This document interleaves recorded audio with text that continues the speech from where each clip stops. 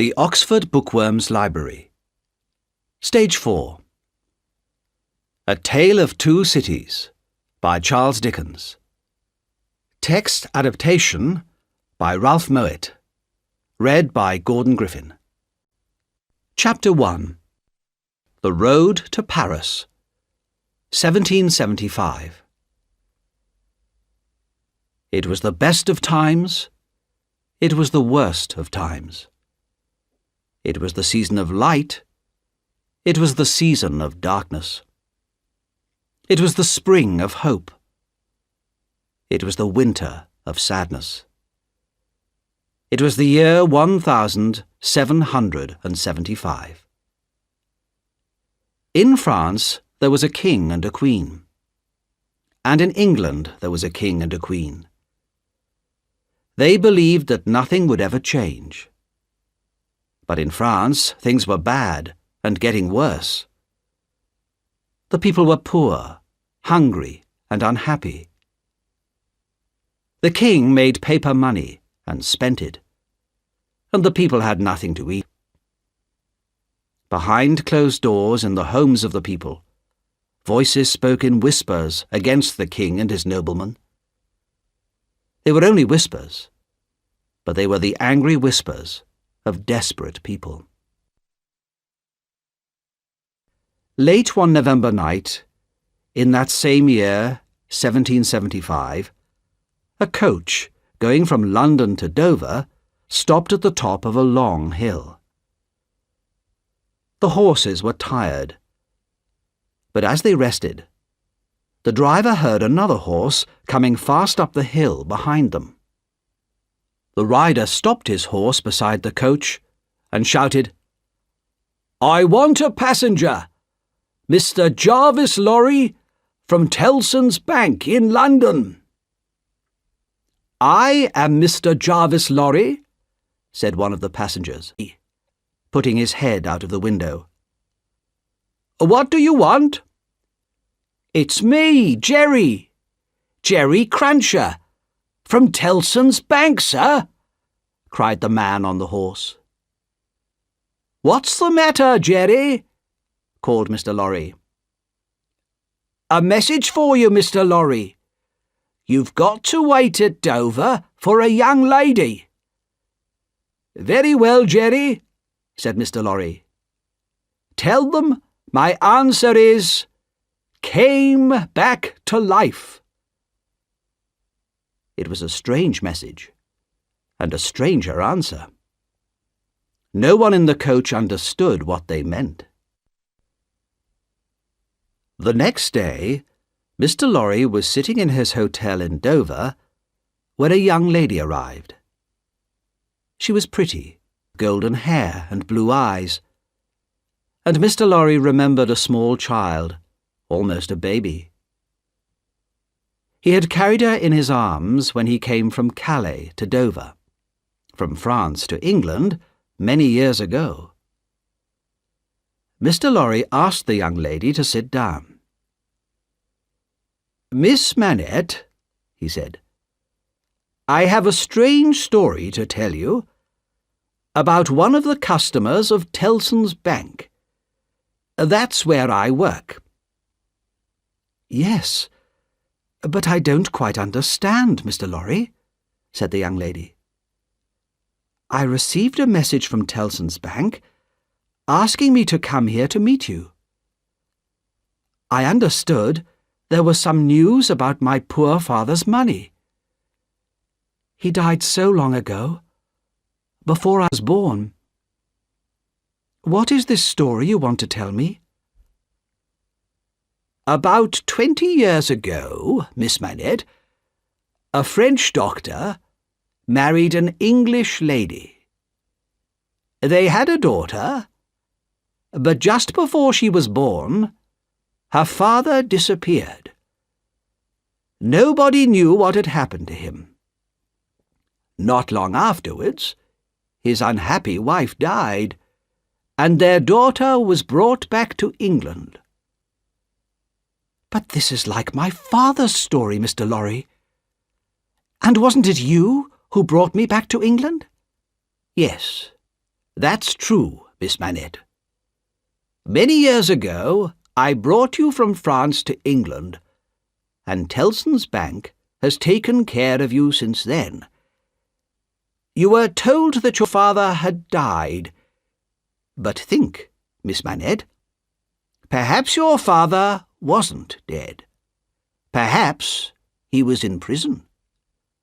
Not because he had done something wrong, but just because he had a powerful enemy. An enemy with the power to send him to prison and to keep him there, hidden and forgotten, for 18 years. Can it be true? Is it possible that my father is still alive? Lucy Manette stared at Mr. Lorry. Her face was white, and her hands trembled. It will be his ghost, not him. No, Miss Manette, said Mr. Lorry gently. He is alive, but he has changed very much. Even his name had been forgotten. And we must ask no questions about the past, no questions at all. It would be too dangerous. He has been taken to the house of an old servant in Paris, and we are going there to bring him back to life. Chapter 2. A Wine Shop in Paris. In the part of Paris called Saint-Antoine, everyone was poor. The streets were narrow and dirty. The food shops were almost empty. The faces of the children looked old already because they were so hungry. In the wine shop of Monsieur Defarge, there were not many customers, and Defarge was outside talking to a man in the street. His wife, Madame Defarge, sat inside the shop, knitting and watching. Defarge came in, and his wife looked at him, then turned her eyes to look at two new customers, a man of about 60 and a young lady. Defarge went over to speak to them, suddenly kissed the young lady's hand, and led them out of the back of the shop. They followed him upstairs, many stairs, until they reached the top. Defarge took a key out of his pocket. "Why is the door locked?" asked Mr. Lorry in surprise. "He is a free man now." "Because he has lived too long behind a locked door," replied Defarge angrily. "He is afraid if the door is not locked. That is one of the things they have done to him." "I'm afraid too," whispered Miss Manette. Her blue eyes looked worriedly at Mr. Lorry. "I am afraid of him, of my father." Defarge made a lot of noise as he opened the door. Mr. Lorry and Lucy went into the room behind him. A thin, white-haired man was sitting on a wooden seat. He was very busy making shoes. "Good day," said Defarge. "You are still working hard, I see." After a while they heard a whisper. "Yes, I am still working." "Come," said Defarge. "You have a visitor. Tell him your name." "My name," came the whisper. 105, North Tower." Mr. Lorry moved closer to the old man. "Dr. Manette, don't you remember me, Jarvis Lorry?" he asked gently. The old prisoner looked up at Mr. Lorry, but there was no surprise, no understanding in his tired face, and he went back to work making shoes. Slowly, Lucy came near to the old man. After a while he noticed her. "Who are you?" he asked. Lucy put her arms around the old man and held him, tears of happiness and sadness running down her face. From a little bag, the old man took some golden hair.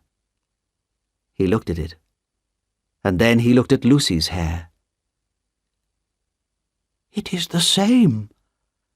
How can it be?" He stared into Lucy's face. "No, no, you are too young, too young." Through her tears, Lucy tried to explain that she was the daughter he had never seen. The old man still did not understand, but he seemed to like the sound of Lucy's voice and the touch of her warm, young hand on his. Then Lucy said to Mr. Lorry, "I think we should leave Paris at once. Can you arrange it?" "Yes, of course," said Mr. Lorry. "But do you think he is able to travel?" "He will be better far away from this city, where he has lost so much of his life," said Lucy. "You are right," said Defarge. "And there are many other reasons why Dr. Manette should leave France now."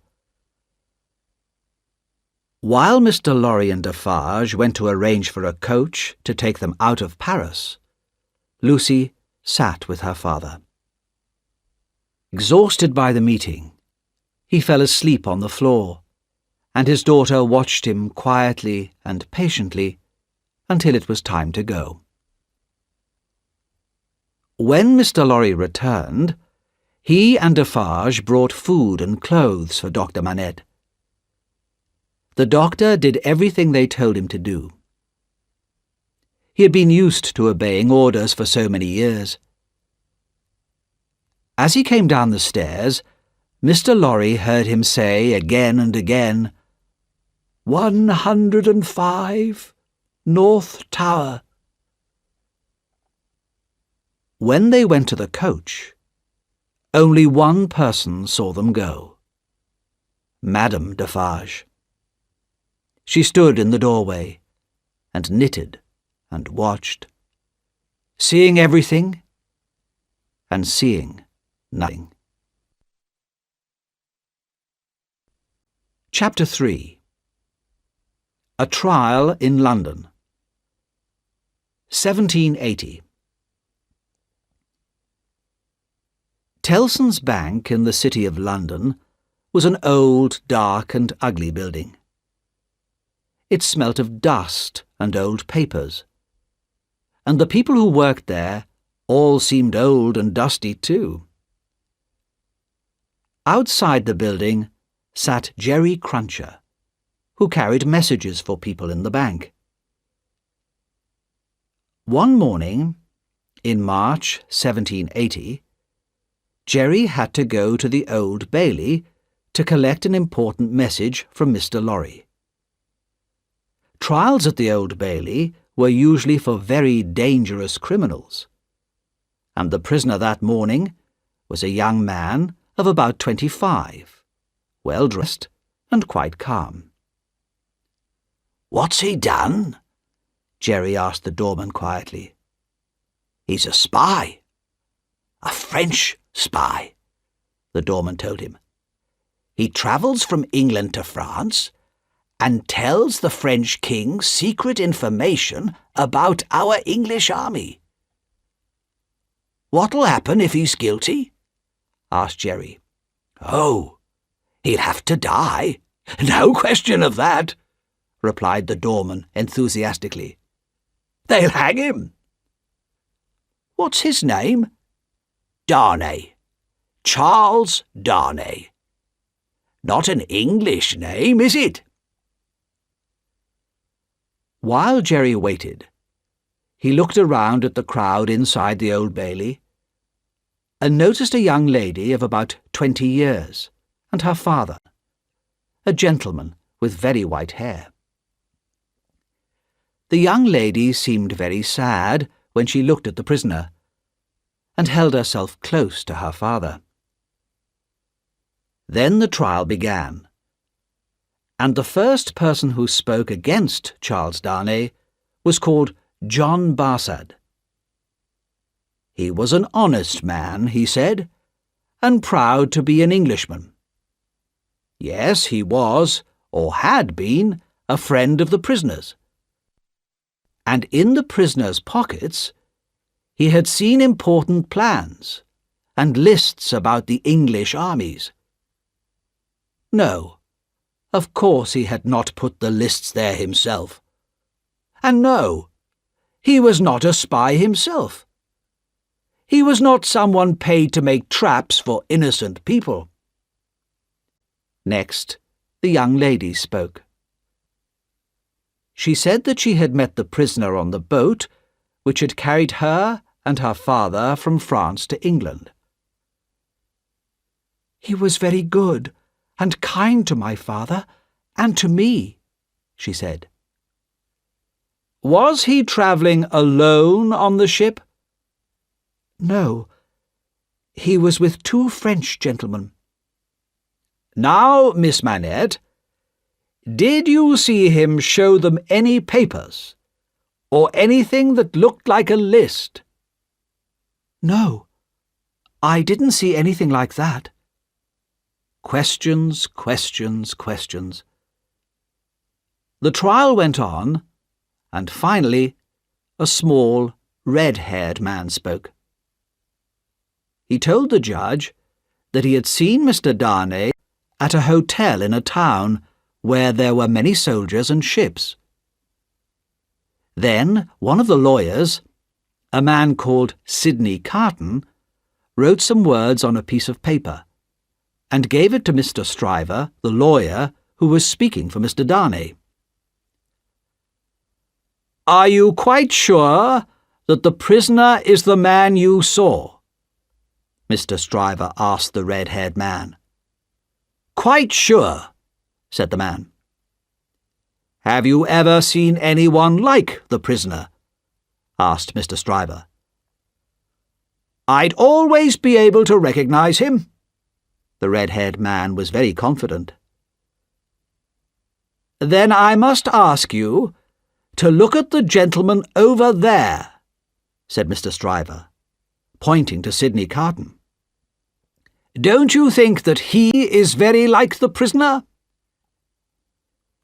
Everyone in the court could see that Sidney Carton and Charles Darnay were indeed very similar. "Well then," said Mr. Stryver, "it is so easy to find a man like the prisoner that we can even find one in this room. So how can you be so sure that it was the prisoner you saw in that hotel?" And the red-haired man said not another word. The lawyers talked and argued, and when at last the trial came to an end, Jerry Cruncher had fallen asleep. But Mr. Lorry woke him up and gave him a piece of paper. "Not guilty" were the words written on it, and Jerry hurried back to Tellson's bank with the message. Sidney Carton seemed to be a man who did not care about anyone or anything. He was Mr. Stryver's assistant. In fact, he did most of the real work for Mr. Stryver. Stryver was good at speaking at a trial, but he was not good at discovering important facts and details, especially when these details were hidden in a lot of papers. Every night, Carton studied the many papers that lawyers have to read, and he wrote down the questions which Stryver should ask at the next day's trial. And every day, Stryver asked these questions, and people thought how clever he was. Outside the Old Bailey, Mr. Darnay, now a free man, met his friends, Dr. Manette and his daughter Lucy, Mr. Jarvis Lorry, Mr. Stryver, and Mr. Carton. Dr. Manette no longer looked like the man in the room above Defarge's wine shop 5 years ago. His hair was white, but his eyes were bright, and he stood straight and strong. Sometimes his face became dark and sad when he remembered the years in the Bastille prison. At these times, only his daughter Lucy, whom he loved so much, could help him. As they stood there talking, a strange expression came over Dr. Manette's face. He was staring at Charles Darnay, but he did not seem to see him. For a few moments there was dislike, even fear in his eyes. "My father," said Lucy softly, putting her hand on his arm. "Shall we go home now?" "Yes," he answered slowly. Soon they drove off in a coach, and then Mr. Stryver and Mr. Lorry walked away, leaving Mr. Darnay and Mr. Carton alone. "It must be strange for you," said Carton, "to be a free man again, and to be standing here, talking to a man who looks just like you. Let us go out and eat together." After they had eaten, Carton said softly, "How sad and worried Miss Manette was for you today. She's a very beautiful young woman, don't you think?" Darnay did not reply to what Carton had said, but he thanked him for his help at the trial. "I don't want your thanks," replied Carton. "I have done nothing, and I don't think I like you."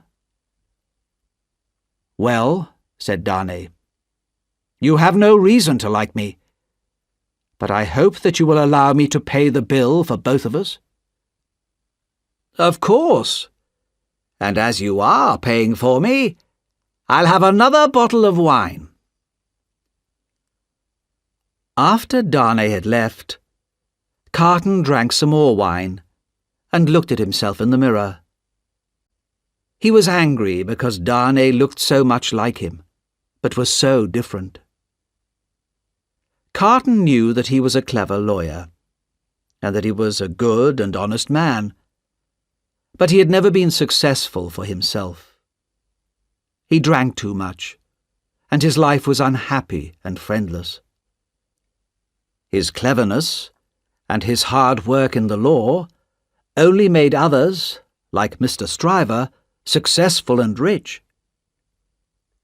He remembered Lucy Manette's worried face when she watched Darnay in court. "If I changed places with Darnay," he whispered to himself, "would those blue eyes of Miss Manette look at me in the same way? No, no, it's too late now." He drank another bottle of wine and fell asleep. In a quiet street not far away was the house where Dr. Manette and Lucy lived. They had one servant, Miss Pross, who had taken care of Lucy since she was a child.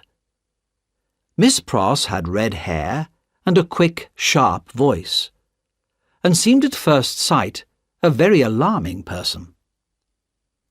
But everybody knew that she was in fact a warm-hearted and unselfish friend, who would do anything to guard her darling Lucy from trouble or danger. Dr. Manette was now well enough to work as a doctor, and he, Lucy, and Miss Pross led a quiet, comfortable life. Mr. Lorry, who had become a close family friend, came regularly to the house, and in the months after the trial, Mr. Darnay and Mr. Carton were also frequent visitors. This did not please Miss Pross at all, who always looked very cross when they came. "Nobody is good enough for my darling Lucy," she told Mr. Lorry one day, "and I don't like all these hundreds of visitors." Mr. Lorry had a very high opinion of Miss Pross, but he wasn't brave enough to argue that 2 visitors were not hundreds. Nobody argued with Miss Pross if they could avoid it. Chapter 4. The Marquis of Evrémonde. The Marquis of Evrémonde was a disappointed man. He had waited for hours at the palace of the King of France, but the king had not spoken to him. Angrily, the Marquis got into his coach and told the driver to take him home. Very soon the coach was driving fast out of Paris, and the people in the narrow streets had to run to get out of the way, if they could. At the corner of a street in Saint-Antoine, one of the coach wheels hit something, and the people in the street screamed loudly. The horses were frightened and stopped. "What has gone wrong?" asked the Marquis calmly, looking out of the window of the coach. A tall man had picked something up from under the feet of the horses, and was crying loudly over it. "Why is that man making that terrible noise?" asked the Marquis impatiently. "I'm sorry, Monsieur the Marquis. It is his child," said one of the people. "Dead! Killed!" screamed the man. The people in the street came close to the coach and looked at the Marquis with stony, silent faces. The Marquis looked back at them in bored dislike. To him, they were no more than animals. "I can't understand," he said coldly, "why you people cannot take care of yourselves and your children. I hope my horses are not hurt." And he threw a gold coin to his driver. "Give this to that man." "Dead!" shouted the father of the child again. Another man came forward. "Be brave, Gaspard. Your child has died quickly, and without pain. It is better to die like that than to go on living in these terrible times." "You are a sensible man," said the Marquis from his coach. "What is your name?" "They call me Defarge." "This is for you," said the Marquis, and he threw Defarge another gold coin. "Drive on," he called to his driver. Just as the coach was leaving, a coin was thrown back in through the window. The Marquis looked angrily at the corner where Defarge had been standing. Defarge had gone. At the corner there now stood a large, dark-haired woman knitting. She stared long and hard at the face of the Marquis, but he did not look at her, and drove on.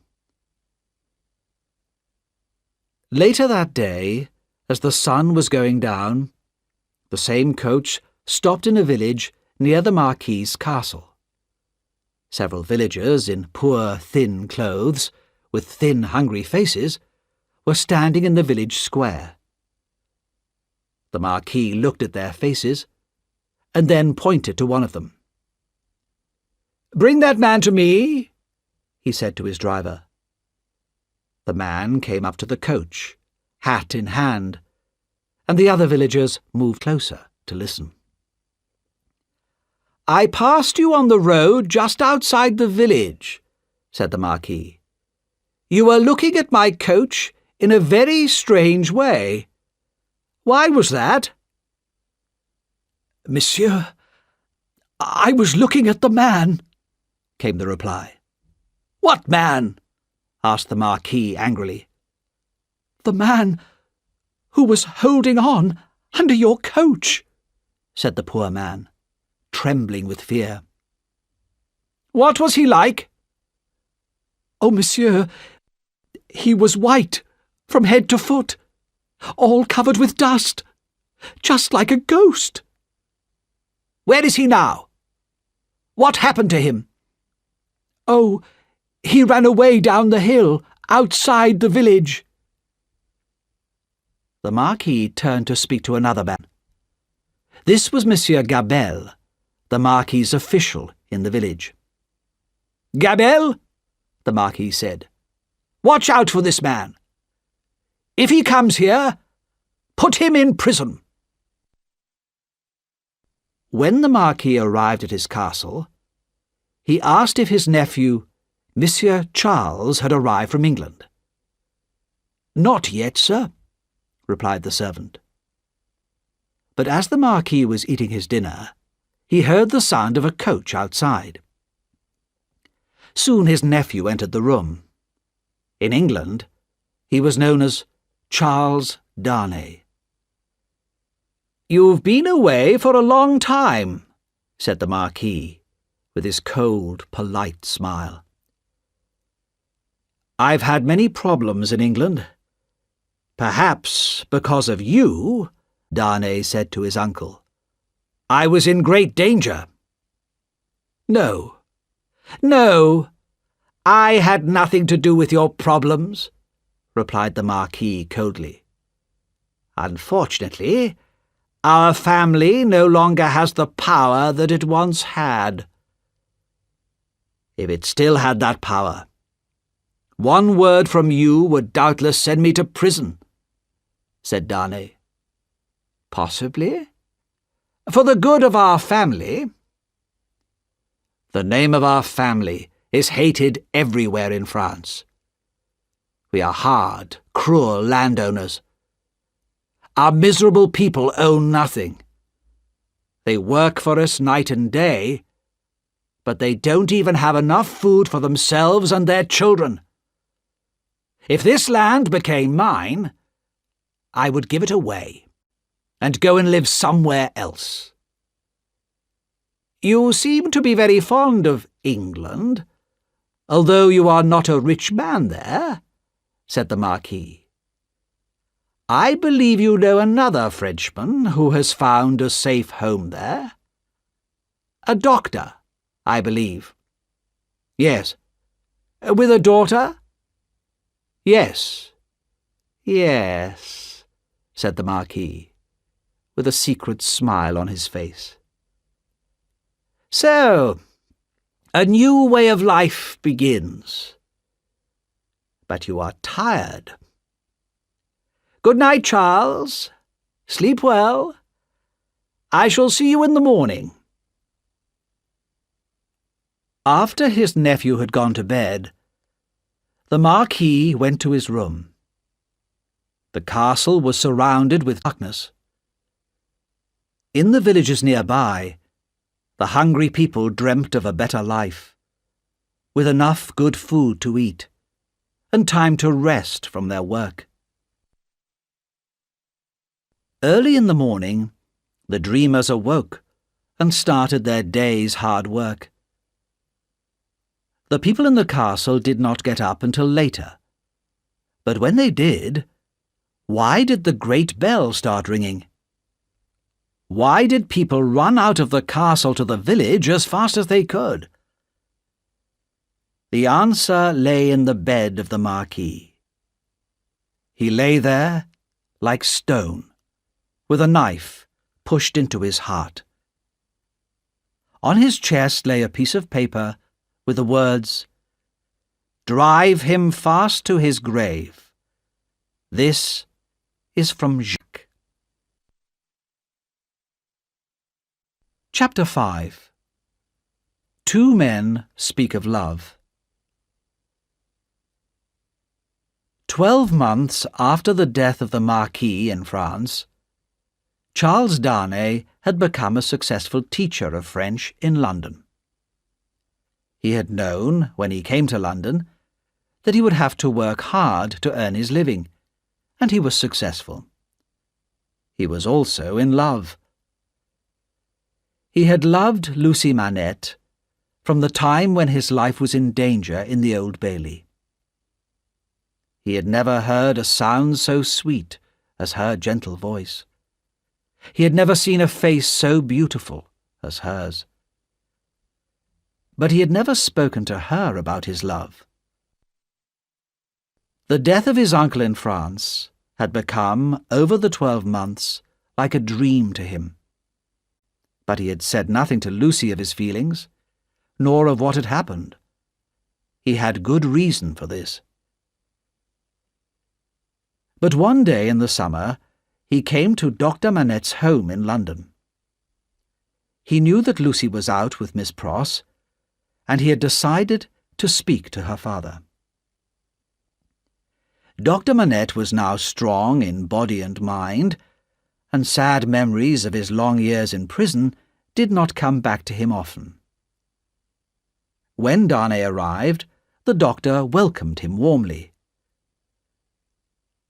"Dr. Manette," said Darnay, "I know that Lucy is out, but I have come here today to speak to you." There was a silence. "Do you want to speak to me about Lucy?" asked the doctor slowly. "Yes." "Dear Dr. Manette, I love your daughter dearly. If there was ever love in the world, I love Lucy." "I believe you," said Dr. Manette sadly. "It's very hard for me to speak of her at any time. But I believe you, Charles Darnay.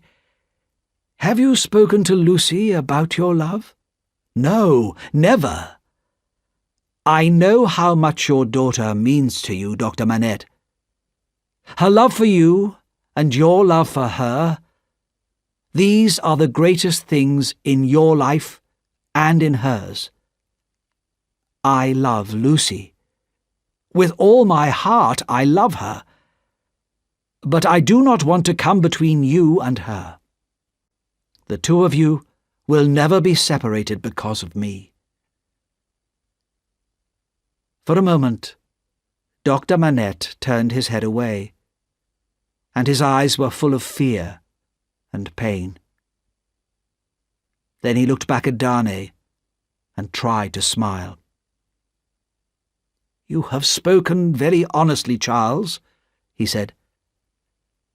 "Have you any reason to believe that Lucy loves you?" "None." "Then what do you want from me?" "A promise. A promise that if Lucy ever tells you that she loves me, you will not speak against me, and will tell her what I have said. I know that she would never accept me if she believed that it would make you unhappy." "I can promise you more than that, Charles. If Lucy ever tells me that she loves you, I shall give her to you." "Thank you, Dr. Manette," said Darnay gratefully. "There is one more thing. My name in England is not my real name. I want to tell you what my real name is, and why I am in England." "Stop!" said the doctor. He had even put his hands over his ears. "I don't want to know. Tell me when I ask you. If Lucy agrees to marry you, you shall tell me on the morning of your marriage." It was dark when Darnay left Dr. Manette, and it was some time later when Lucy and Miss Pross came home. "Father," Lucy called, "where are you?" She heard no answer, but there were strange sounds coming from her father's bedroom. Frightened, she ran upstairs and found her father, pale and silent, busy at his old prison work of making shoes. The shadow of the Bastille had fallen on him again. She took his arm and spoke gently to him, and together they walked up and down for a long time, until at last Dr. Manette went quietly to bed.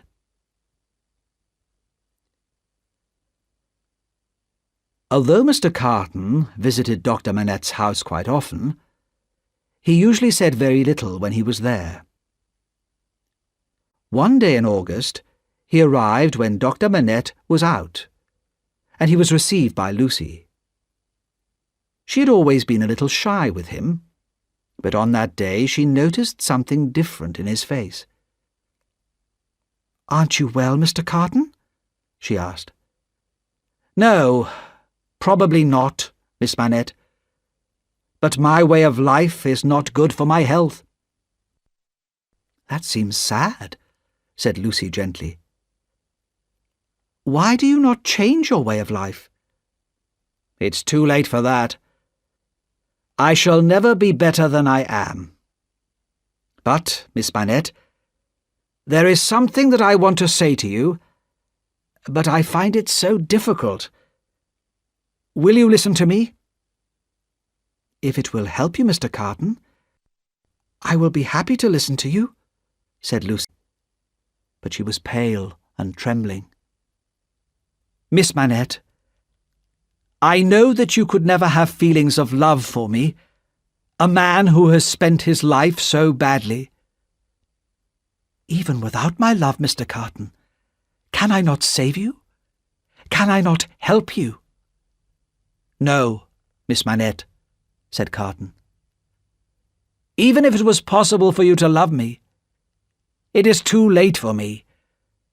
I would only make you sad and destroy your life.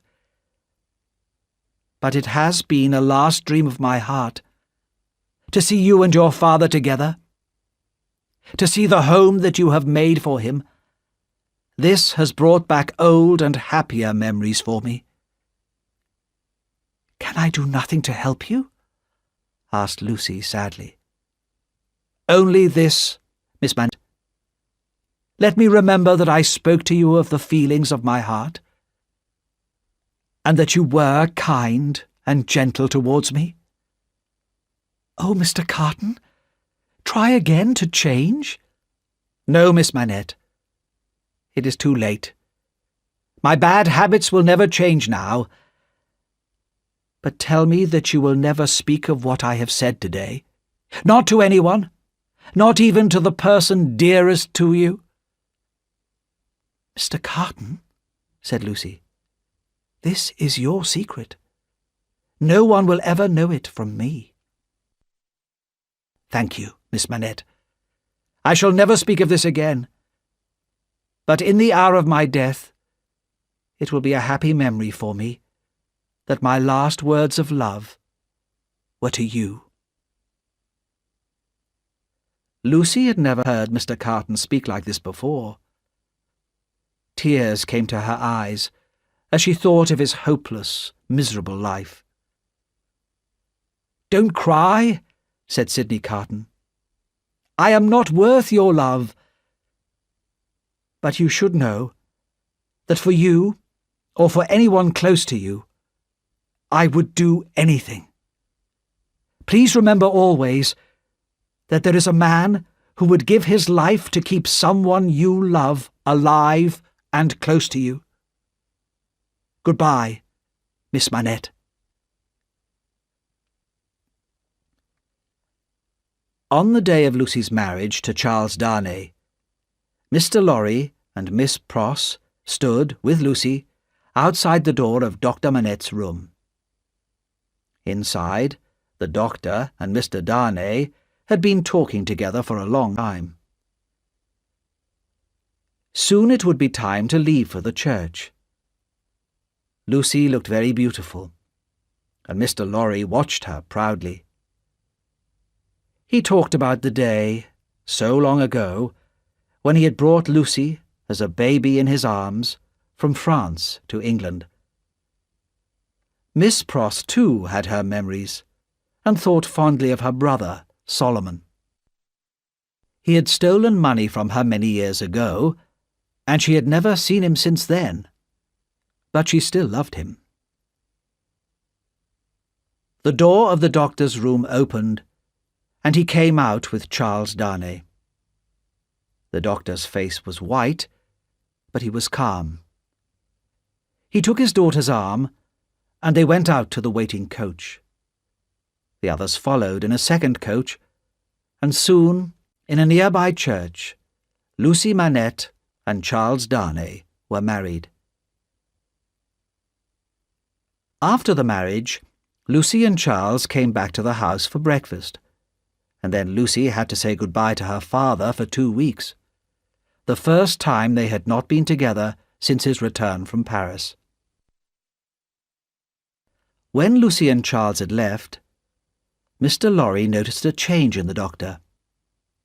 A little sadness was natural, but there was a lost, frightened look in the doctor's eyes, which worried Mr. Lorry very much. When he left to go to Tellson's Bank, he whispered to Miss Pross that he would return as quickly as he could. 2 hours later, he hurried back to the house, and Miss Pross met him at the door. "Oh, what shall we do, Mr. Lorry?" she cried.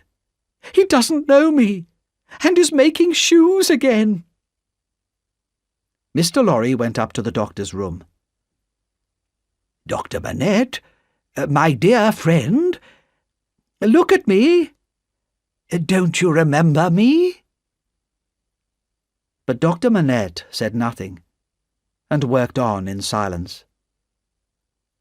Once again he was a prisoner in the Bastille, without friends or family, without even a name of his own.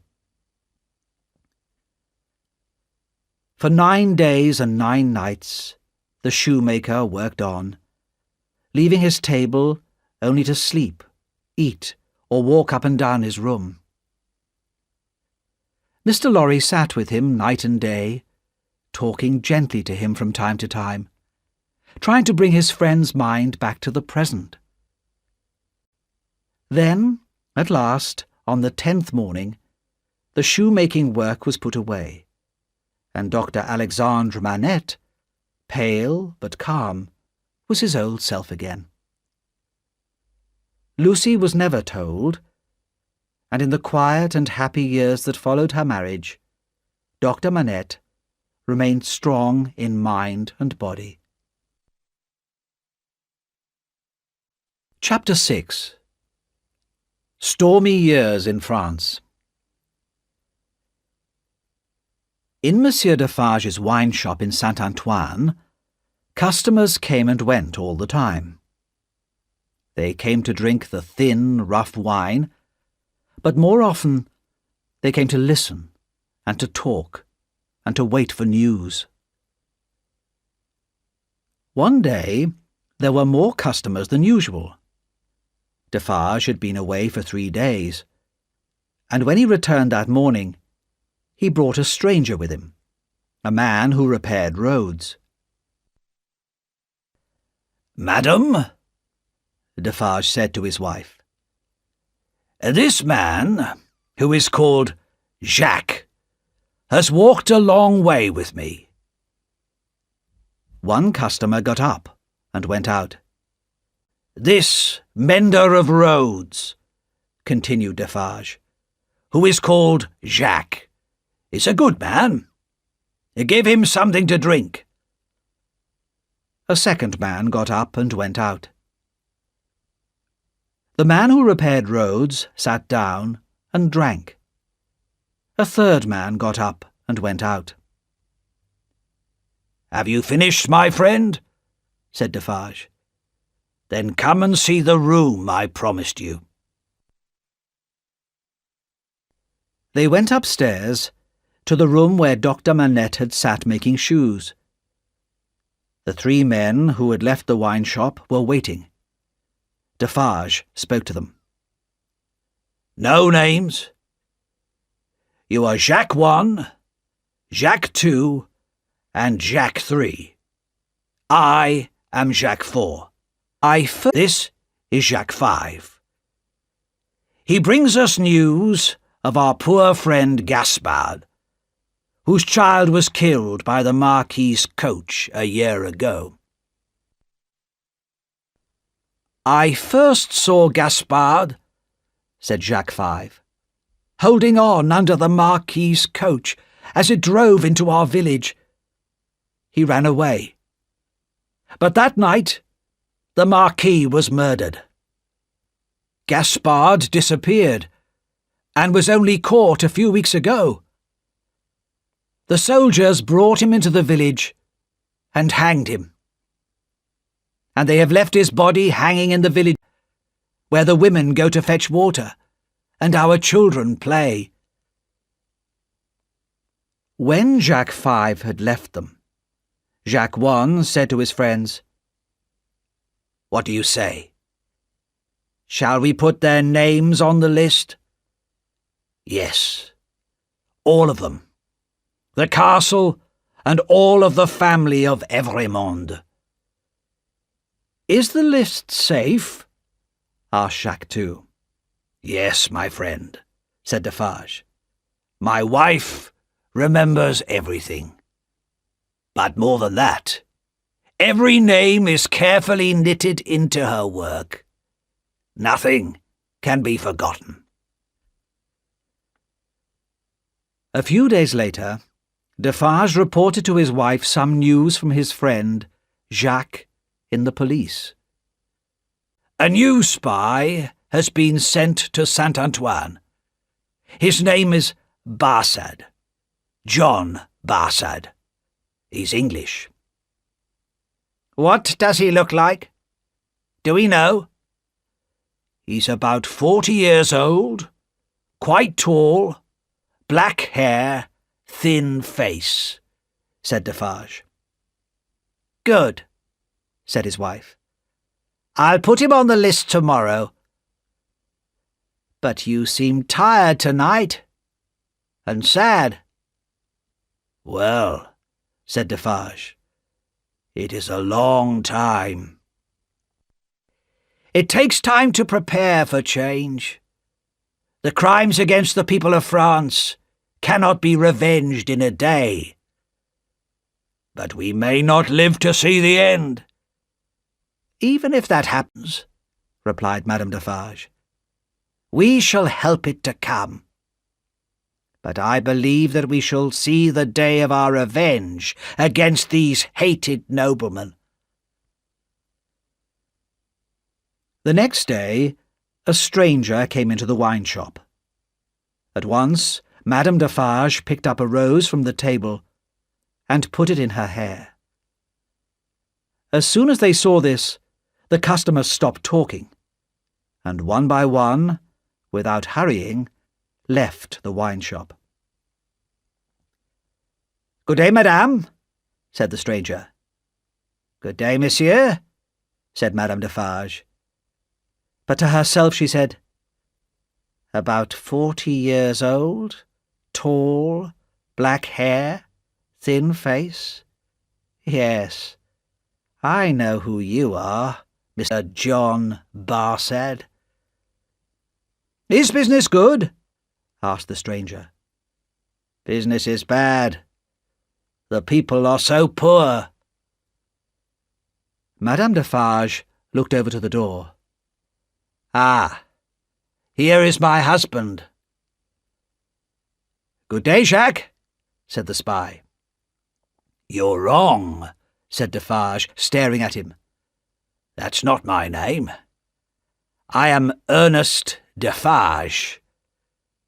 "It's all the same," said the spy easily. "I remember something about you, Monsieur Defarge. You took care of Dr. Manette when he came out of the Bastille." "That's true," said Defarge. "Have you heard much from Dr. Manette and his daughter? They're in England now." "No, not for a long time." "She was married recently. Not to an Englishman, but to a Frenchman. It's quite interesting when you remember poor Gaspard. Miss Manette has married the nephew of the Marquis that Gaspard killed. Her new husband is really the new Marquis, but he prefers to live unknown in England. He's not a Marquis there, just Mr. Charles Darnay. Monsieur Defarge was not happy at this news. When the spy had gone, he said to his wife, "Can it be true? If it is, I hope that Miss Manette keeps her husband away from France." "Who knows what will happen?" replied Madame Defarge. "I only know that the name of Evrémonde is in my list, and for good reason." She went on calmly knitting, adding name after name to her list of the enemies of the people. Time passed, and Madame Defarge still knitted. The women of Saint-Antoine also knitted, and the thin, hungry faces of Jacques and his brothers became darker and angrier. The noise of the coming storm in Paris was growing louder. It began one summer day in the streets of Saint-Antoine, around Defarge's wine shop, with a great crowd of people. A crowd who carried guns, knives, sticks, even stones, anything that could be a weapon. An angry crowd who shouted and screamed, who were ready to fight and to die in battle. "Friends and citizens," shouted Defarge, "we are ready! To the Bastille!" The crowd began to move, like the waves of the sea. "Follow me, women!" cried Madame Defarge. A long, sharp knife shone brightly in her hand. "We can kill as well as any man!" The living sea of angry people ran through Saint-Antoine to the Bastille, and soon the hated prison was ringing with the noise of battle. Fire and smoke climbed up the high stone walls, and the thunder of the guns echoed through the city. 4 terrible and violent hours. Then a white flag appeared above the walls, and the gates were opened. The Bastille had been taken by the people of Paris. Soon the crowds were inside the building itself, and shouting, "Free the prisoners!" But Defarge put his strong hand on the shoulder of one of the soldiers. "Show me the North Tower. Take me to 105 North Tower. Quickly!" "Follow me," said the frightened man. And Defarge and Jacques III went with him through the dark prison, past heavy closed doors, up stone stairs, until they came to a low door. It was a small room, with dark stone walls, and only one very small window, too high for anyone to look out. Defarge looked carefully along the walls. "There! Look there, Jacques III!" he cried. "A.M.," whispered Jacques. "A.M. Alexandre Manette," said Defarge softly. "Let us go now." But before they left, they searched the room and the furniture very carefully, looking for small hiding places. Then they returned to the crowds below. The Bastille and its officers were now in the hands of the people, and the people wanted revenge and blood. "At last, it has begun, my dear," said Defarge to his wife. It was the 14th of July, 1789. In the village where the Marquis had lived, and where Gaspard had died, life was hard. Everything was old and tired and broken down. The people, the land, the houses, the animals. In the past, everything and everybody had had to work for the Marquis, and he had given nothing in return. But now, strangers were travelling about the country. Strangers who were poor like the people, but who talked about new ideas, ideas which had started in Paris and were now running like fire across the country. The road mender, who had brought the news of Gaspard to Paris, still worked repairing the roads.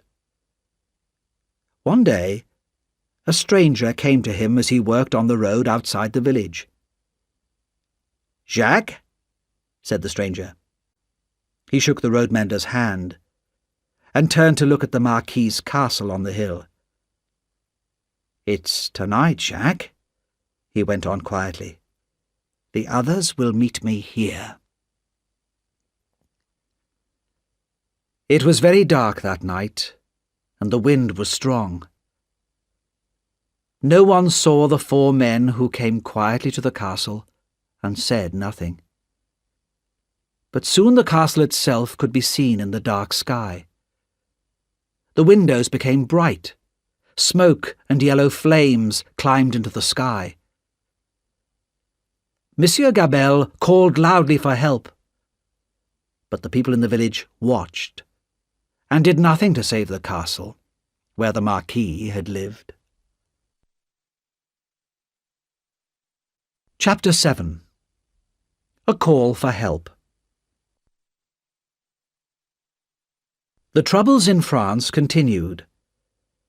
The citizens of France had fought to win power, and now they used it.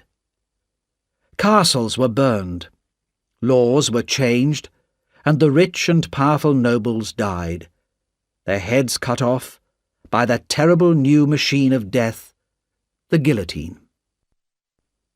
In Paris, the king was put in prison, and in 1792 the people of France sent him to the guillotine as well. The French Revolution was now 3 years old, but there were more years of terror to come. Not all the rich nobles had died. Some had escaped to England. Some had even sent or brought their money to London before the Revolution began. And Tellson's Bank, which the French emigrants used, had become a meeting place where they could hear and talk about the latest news from France. One wet August day, Mr. Lorry sat at his desk in the bank talking to Charles Darnay. The years since Charles's marriage had seen the arrival of a daughter, little Lucy, who was now 9 years old. Dr. Manette had continued in good health, and at the centre of that warm family circle was always Lucy, a loving daughter, wife, mother, and a kind-hearted friend. Even Sidney Carton, though his old bad ways were unchanged, was a family friend, and very much a favourite with little Lucy. But at this moment, Charles Darnay was trying very hard to persuade his old friend, Mr. Lorry, not to go to France. "It's too dangerous. The weather is not good. The roads are bad. Think of your age," he said. "My dear Charles," said the banker, "you think that, at nearly 80 years of age, I'm too old? But that's exactly why I must go. I have the experience. I know the business. My work is to find and hide papers that might be dangerous to our customers. And anyway, Jerry Cruncher goes with me. He'll take good care of my old bones." "I wish I could go," said Charles restlessly. "I feel sorry for the people in France, and perhaps I could help them. Only last night, when I was talking to Lucy—" "Talking to Lucy," repeated Mr. Lorry. You talk about your lovely wife at the same time as you talk about going to France? You must not go. Your life is here, with your family. Well, I'm not going to France, but you are, and I'm worried about you. Just at that moment, a bank clerk put an old, unopened letter on Mr. Lorry's desk, and Darnay happened to see the name on it. The Marquis of Evrémonde, at Tellson's Bank, London. Since his uncle's death, this was Darnay's real name. On the morning of his wedding to Lucy, he had told Dr. Manette, but the doctor had made him promise to keep his name secret. Not even Lucy or Mr. Lorry knew. "We can't find this Marquis," said the clerk. "I know where to find him," said Darnay. "Shall I take the letter?" "That would be very kind," said Mr. Lorry. As soon as he had left the bank, Darnay opened the letter. It was from Monsieur Gabelle, who had been arrested and taken to Paris. "Monsieur wants the Marquis. I am in prison, and I may lose my life because I worked for a landowner who has left France. You told me to work for the people and not against them, and I have done this. But no one believes me. They say only that I worked for an emigrant, and where is that emigrant? Oh, monsieur, please help me, I beg you." This cry for help made Darnay very unhappy. After the death of the Marquis, he had told Gabelle to do his best for the people. But now Gabelle was in prison, just because he was employed by a nobleman. It was clear to Darnay that he must go to Paris. He did not think that he would be in danger, as he had done everything he could to help the people of his village. He hoped that he would be able to save his old servant. That night, Charles Darnay sat up late, writing 2 letters. One was to his wife, Lucy. The other was to her father, Dr. Manette. He told them where he had gone and why, and he promised that he would write to them from France. He had left secretly, he wrote, to save them from worrying. The next day he went out, without saying anything to them of his plans. He kissed his wife and his daughter, and said that he would be back soon. And then he began his journey to Paris. When he arrived in France, Darnay found that he could travel only very, very slowly towards Paris. The roads were bad, and every town, every village, had its citizens with guns who stopped all travellers, asked them questions, looked at their papers, made them wait, or threw them in prison, turned them back, or sent them on their way. And it was all done in the name of freedom, the new freedom of France. Darnay soon realized that he could not turn back until he had reached Paris and proved himself to be a good citizen, not an enemy of the people. On his 3rd night in France, he was woken by an official and 3 other men with guns. "Emigrant," said the official, "these 3 soldiers will take you to Paris, and you must pay them." Darnay could only obey, and at 3 o'clock in the morning he left with 3 soldiers to guard him. Even with them he was sometimes in danger.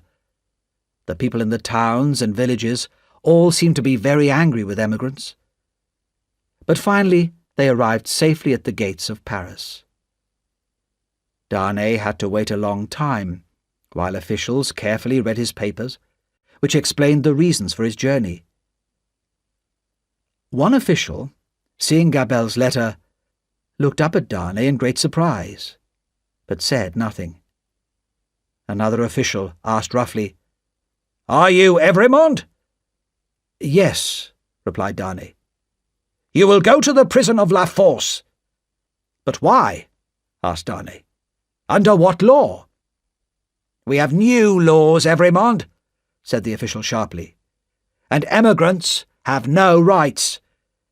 You will be held in secret. Take him away."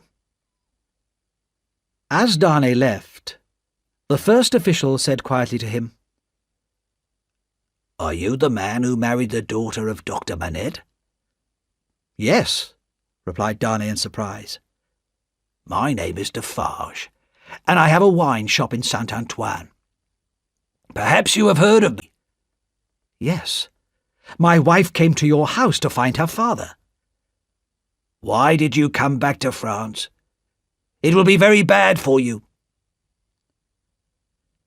Darnay was taken to the prison of La Force and put in a cold, empty room with a locked door and bars across the windows. He thought of Dr. Manette and his many years alone forgotten in the Bastille. "Now I, too, have been buried alive," he thought.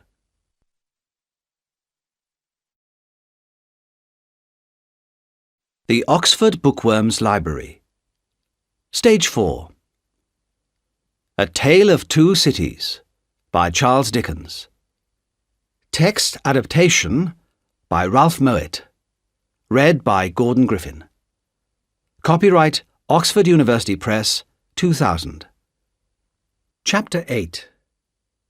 In the Hands of the Citizens. Tellson's Bank in Paris was in a large building south of the river, close to the heart of the city.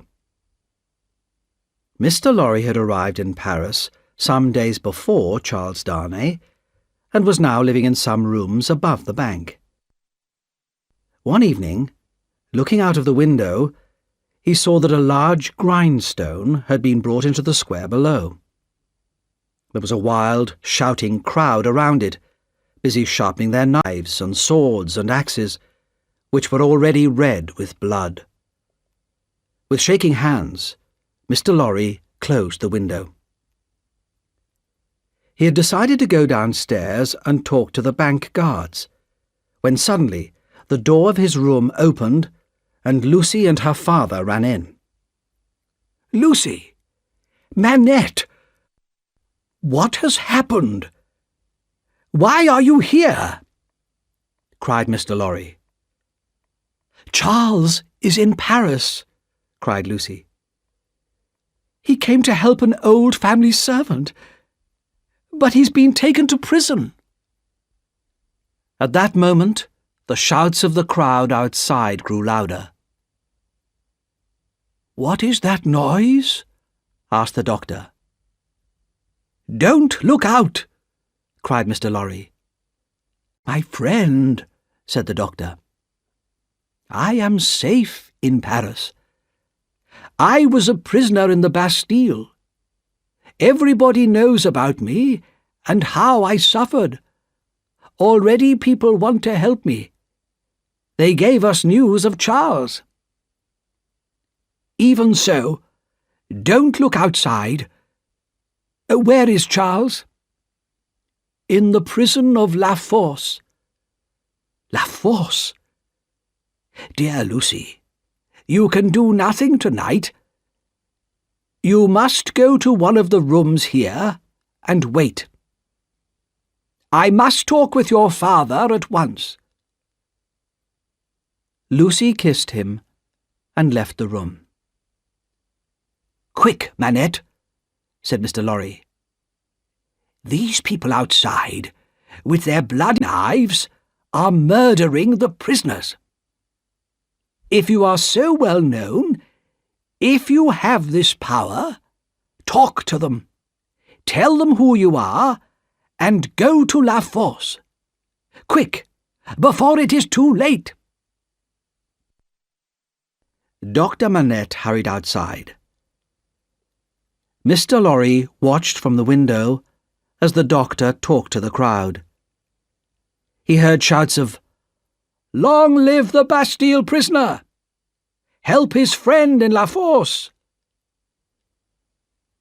Mr. Lorry went to Lucy and found her with her daughter and Miss Pross. Together they waited all night for news, but none came. In the morning, Mr. Lorry found rooms for Lucy and her family in a quiet street near the bank. He left Jerry Cruncher with them as a guard and returned worriedly to Tellson's. At the end of the day, a strong, serious man came to see him. "My name is Defarge. I come from Dr. Manette. He gave me this."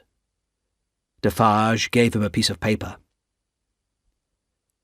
The doctor had written, "Charles is safe, but I cannot leave this place yet. Take Defarge to Lucy." "Come with me," said Mr. Lorry happily. They went downstairs and at the front door found Madame Defarge knitting.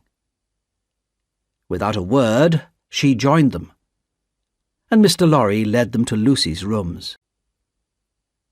There, Defarge gave Lucy a note from her husband. "Dearest, be brave.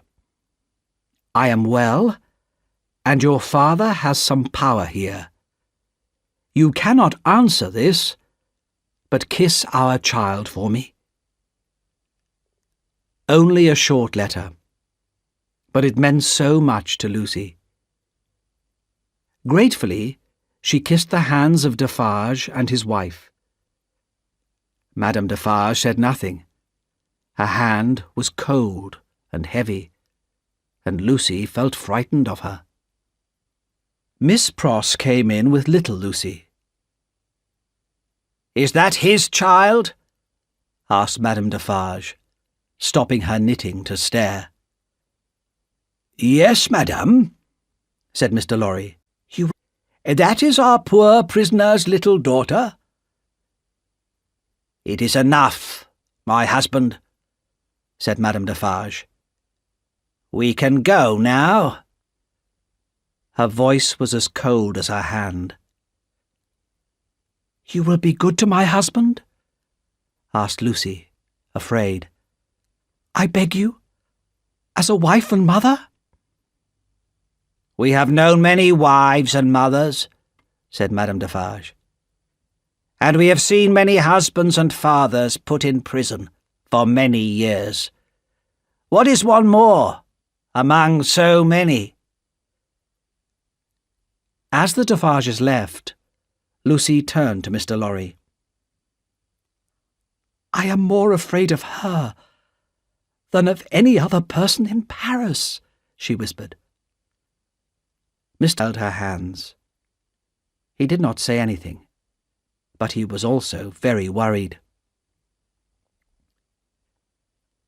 The doctor did not come back from La Force for several days. During that time, 1,100 prisoners were killed by the people. Inside the prison, Dr. Manette had come before a tribunal, which was a group of judges appointed by the people. These judges made their own laws and threw prisoners out into the streets to be murdered by the crowds. Dr. Manette told the tribunal that he had been a prisoner in the Bastille for 18 years, and that his son-in-law was now a prisoner in La Force. The tribunal had agreed to keep Charles Darnay safe from the murdering crowds, but they would not let him leave the prison. Dr. Manette seemed to become stronger as he lived through these terrible days, doing everything he could to save his daughter's husband. He was able to see Darnay regularly, but noblemen and emigrants were hated by the citizens of New France, and the doctor could not set Darnay free. The guillotine, that new machine of death, cut off the heads of many, many people, the powerful and the cruel, but also the beautiful, the innocent, and the good. Each day, Lucy did not know if her husband would live or die. She lived every moment in great fear. But her father was sure that he could save his son-in-law.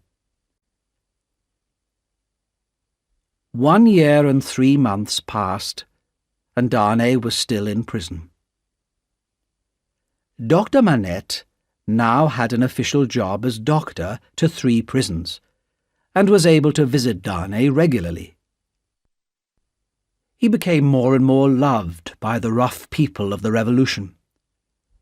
But the guillotine continued to kill. "Try not to worry," he told Lucy. "Nothing can happen to Charles. I know that I can save him." But Lucy could not see him or visit him. She could not even write to him. On the day when Charles Darnay was at last called for his trial, Lucy and Dr. Manette hurried to Tellson's Bank to tell Mr. Lorry. As they arrived, a man got up and disappeared into another room. They did not see who it was, but in fact it was Sidney Carton, just arrived from London. There were 5 judges in the tribunal, and the trials were short and simple. The voices of truth, honesty, and calm reason were never heard at these trials, and most of the prisoners were sent to the guillotine, which pleased the noisy crowds. 15 prisoners were called before Darnay that day, and in no more than an hour and a half, all of them had been condemned to death. "Charles Evrémonde, who is called Darnay."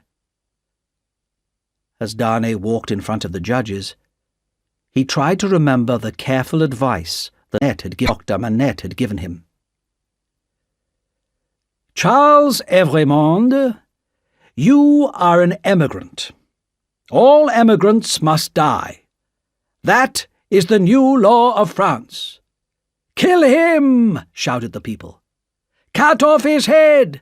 He's an enemy of the people!" The president of the judges asked Darnay, "Is it true that you lived many years in England?" "Yes, that is true," replied Darnay. "So you are an emigrant, surely?" "No, not in the meaning of the law," replied Darnay. "I earn my own living in England. I have never wanted or used the name of Marquis, and I did not want to live by the work of the poor people of France. So I went to live and work in England, long before the Revolution." "And did you marry in England?" "Yes. I married a Frenchwoman, the daughter of Dr. Manette, a prisoner of the Bastille, and a well-known friend of all good citizens." These words had a happy effect on the crowd. Those who had shouted for his death now shouted for his life. Then Monsieur Gabelle and Dr. Manette spoke for Charles Darnay. The doctor spoke well and clearly, and was very popular with the crowd. When he had finished, the judges decided that the prisoner should be set free, and the crowd shouted their agreement loudly. Soon they were carrying Darnay in a chair through the streets of Paris to Dr. Manette's house. Lucy was waiting there, and when she ran out and fell into the arms of her husband, the men and women in the crowd kissed one another and danced for happiness. Darnay and Lucy were together again, safe and happy. "I told you that I would save him," said Lucy's father proudly. "Well, I have saved him. and you must not worry now." But Lucy was still worried. So many innocent men and women had died for no reason, and every day brought more deaths. A shadow of fear and hate lay over France, and no one knew what dangers the next day would bring. It was not possible to leave Paris at once, as Charles did not have the necessary papers. They must live quietly, and hope to leave as soon as they could. But that night, when Dr. Manette, Charles and Lucy were sitting together, they heard a loud knock at the door. "What can this be?" said Lucy, trembling. "Hide Charles! Save him!" "My child," said the doctor, "I have saved him. He is a free man." But when he opened the door, 4 rough men pushed their way into the room. "The citizen Evremond, where is he? He is again the prisoner of the people." "I am here," said Darnay. "But why am I again a prisoner? You are accused by citizens of Saint-Antoine." Dr. Manette had said nothing. He seemed to be made of stone. But suddenly he spoke. "Will you tell me who has accused my son-in-law?" "I shouldn't tell you this," said one of the men. "But Citizen Evremond, called Darnay, is accused by Monsieur and Madame Defarge, and by one other person." "What other?" "You will hear that tomorrow," replied the man. Chapter 9. The Spy.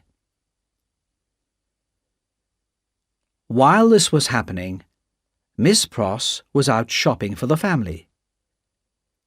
Jerry Cruncher was with her, and they had just gone into a wine shop when Miss Pross suddenly stopped, looked at one of the customers, and cried out in a loud voice, "Oh, Solomon! Dear Solomon! I've found you at last, dear brother! But whatever are you doing here in Paris?" "Don't call me Solomon. You'll get me killed. Pay for your wine, and come outside," said the man, in a low, frightened voice. They went outside. "You mustn't recognize me here," said the man. "It's not safe. Go your way, and let me go mine." Miss Pross began to cry at these unbrotherly words, and Jerry Cruncher stepped forward to stare in the man's face. "Wait a minute," said Jerry. "Is your name John Solomon, or Solomon John? Your sister calls you Solomon. I know that your name's John. I remember that. But your other name wasn't Pross, at that Old Bailey trial. What was your name then?" "Barsad," said another voice. "Yes, Barsad. That's it," cried Jerry. He turned round and saw Sidney Carton standing behind him. "Don't be alarmed, my dear Miss Pross," said Carton, smiling at her. "But I'm afraid I have to tell you that your brother is a spy for the French prisons." Solomon Pross, also Barsad, went pale. "That's not true." "I saw you come out of the conciergerie today. I followed you," said Carton, "and I found out what you do, and I've decided that you may be able to help me. Come with me to the office of Mr. Lorry." After a short argument, which Carton won, Barsad followed him to Mr. Lorry's office. I bring bad news, Carton said to Mr. Lorry. Darnay has been arrested again. But I was with him only 2 hours ago, cried Mr. Lorry. He was safe and free. Even so, he has been arrested and taken to the conciergerie. And I'm not sure that Dr. Manette's good name can save him this time. So we must have Mr. Barsad's help. I will not help you, said Solomon Pross, called John Barsad. Oh, I think you will, said Sidney Carton, when you hear what I could say about you. Let's think. Mr. Barsad is a spy and a prison guard. But he used to be a spy in England. Is he still paid by the English? No one will listen to you, said Barsad. But I can say more, Mr. Barsad, replied Terrible Carton. Barsad had more problems than Carton knew. He could not return to England because he was wanted by the police there.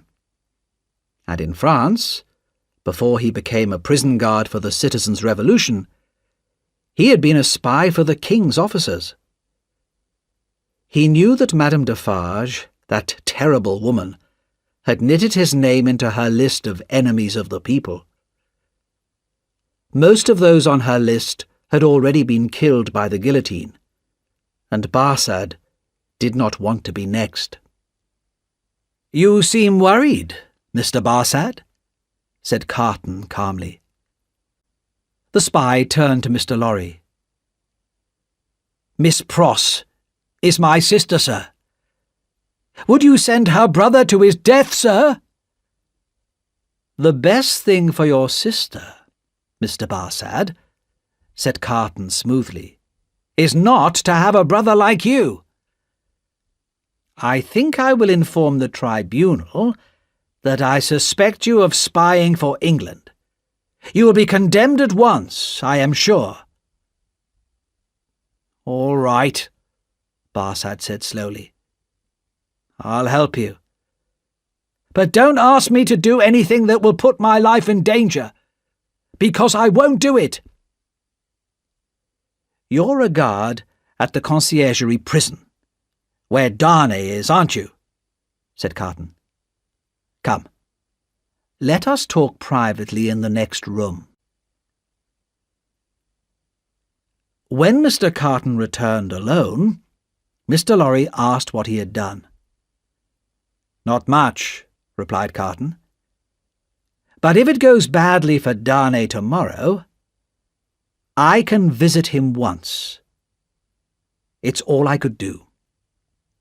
But that will not save him, cried Mr. Lorry sadly. I never said it would. Mr. Lorry was an old man now, with a life of hard work behind him. Tears filled his eyes as he realized he could do nothing to help Lucy and her father now. Sidney Carton felt very sorry for Mr. Lorry. You're a good friend of Dr. Manette and his daughter. But don't tell them about me or this meeting. It can't help Lucy. He paused. Will you go back to London soon? Yes. My work for Tellson's bank here is finished. I have the necessary papers to leave Paris. I was ready to go tomorrow. Then don't change your plans, said Carton, very seriously. Later that night, Sidney Carton visited a shop in a quiet corner of Paris. He wrote on a piece of paper the names of several powders and gave it to the shopkeeper. For you, citizen? Asked the shopkeeper. Yes, for me. You must be careful, citizen. Keep these things separate. You know what happens if you put them together? Perfectly, replied Carton. He spent the rest of that night walking the streets of Paris. He watched the moon rise in the sky. He listened to the sounds of the river Seine, flowing through the heart of the city, and he thought calmly about the past and the future.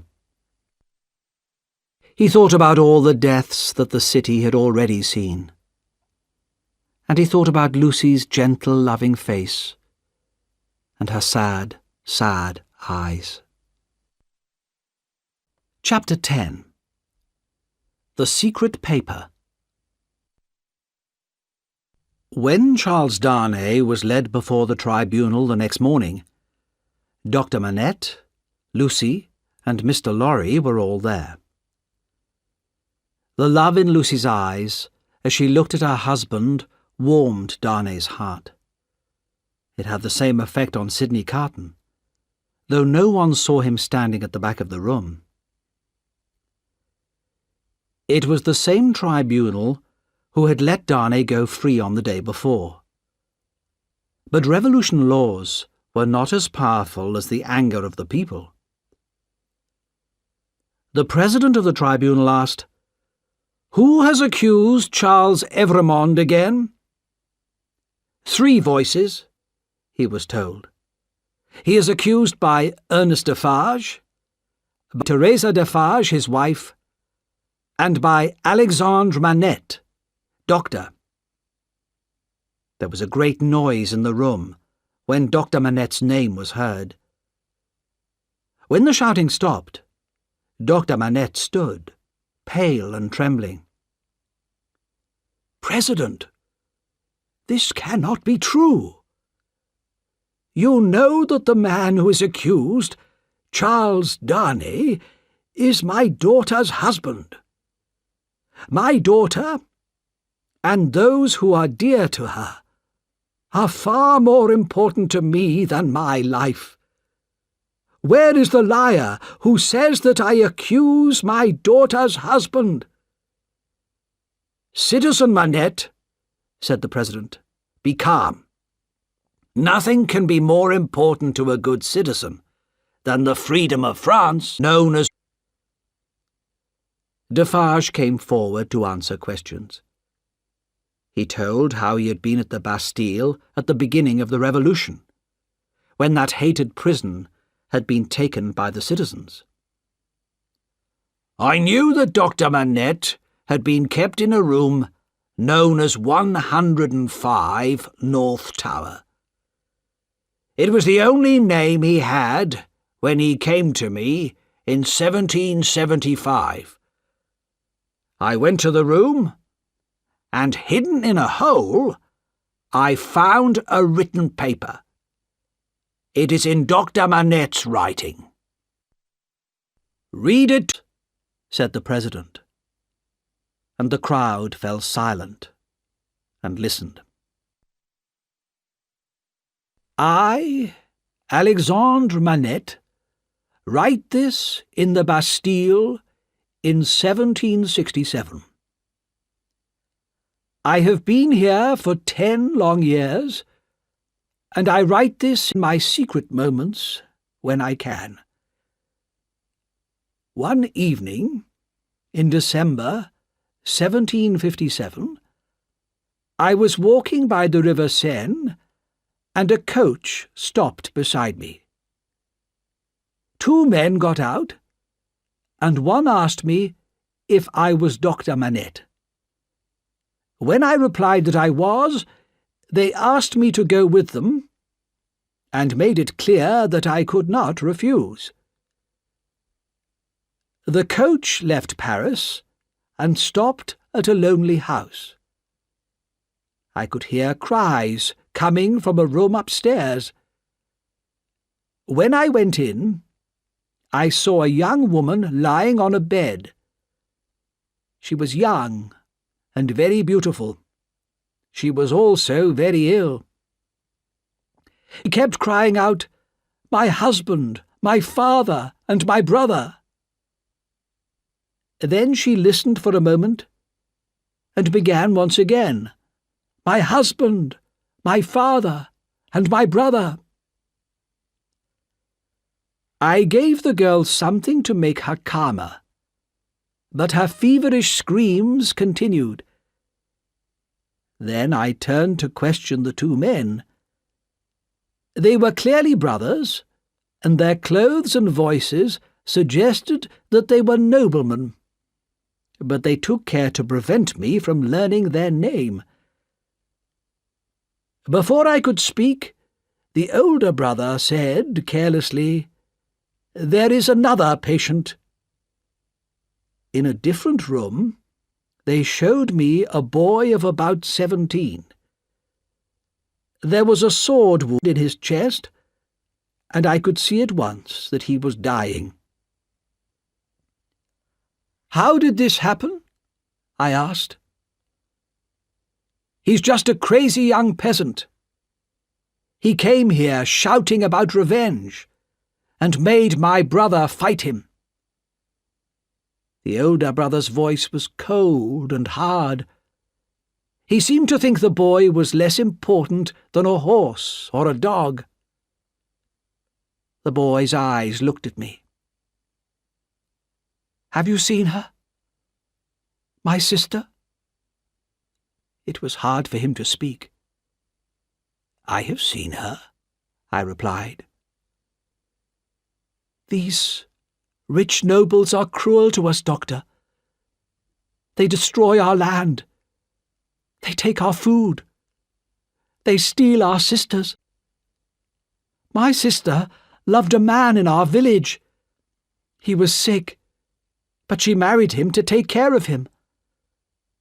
But my sister is beautiful, and that nobleman's brother saw her and wanted her. They made her husband work night and day without stopping, until he dropped dead where he stood. Then they took my sister away.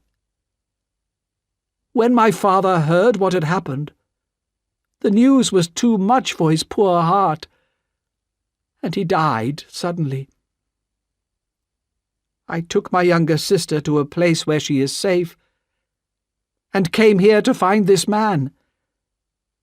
He threw some money at me, tried to buy me like a dog, but I made him pull his sword and fight me to save his life.